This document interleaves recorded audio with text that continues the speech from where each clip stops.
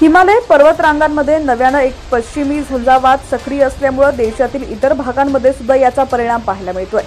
मध्य भारतापासून दक्षिण भारतापर्यंत नव्यानं कमी दाबाची प्रणाली निर्माण होत असल्यामुळे वाऱ्यांच्या दिशांमध्येही सातत्यानं होणारे बदल सध्या नोंदवण्यात येत आहेत। इथं महाराष्ट्रात पश्चिम उत्तर मध्य प्रांतांपासून विदर्भ आणि मराठवाड्यापर्यंत प्रत्येक भागात वेगळं हवामान पाहायला मिळतंय।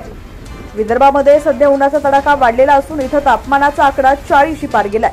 पुढील 24 तासांमध्ये ही तापमानात वाढ कायम राहणार असून राज्याच्या मैदानी भागांमध्ये यामध्ये सातत्य दिसून येते। परिणामी सातारा, सांगली, कोल्हापुरात तापमान वाढ अपेक्षित आहे। याच वेळी पश्चिम महाराष्ट्राच्या भागांमध्ये कमी दाबाच्या पट्ट्याच्या परिणामांमुळे दिवस मावळतीला गेल्यानंतर पावसासाठी पोषक वातावरण तयार होताना दिसतंय। मध्य महाराष्ट्र, विदर्भ वगळता दक्षिण आणि पश्चिम महाराष्ट्रात ढगाळ वातावरणासह काही भागांमध्ये अवकाळीचा तडाखा पुन्हा बसण्याचा इशारा जारी करण्यात आलाय। नुकत्याच झालेल्या अवकाळीचा राज्याला प्रचंड फटका बसलेला असून 7 जिल्ह्यात अवकाळीचा कहर पाहायला मिळतोय। अवकाळीमुळे शेती आणि फळबागांचं मोठं नुकसान झालेलं असून यामध्ये कोकण, पश्चिम महाराष्ट्र, मराठवाड्यातील जिल्ह्यांना फटका बसलाय। त्यामुळे राज्यात काही ठिकाणी पावसाला येलो अलर्ट जारी करण्यात आलाय।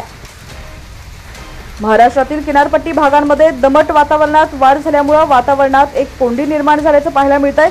मुंबई, ठाणे, पालघर या भागांमध्ये कमाल तापमानात काही अंशाची घट झाली असली तरीही उष्मा जाणवताना मात्र दिसतेय, ज्यामुळे नागरिकांची अद्यापही या उकाड्यातून सुटका होणार नाही हे स्पष्ट आहे।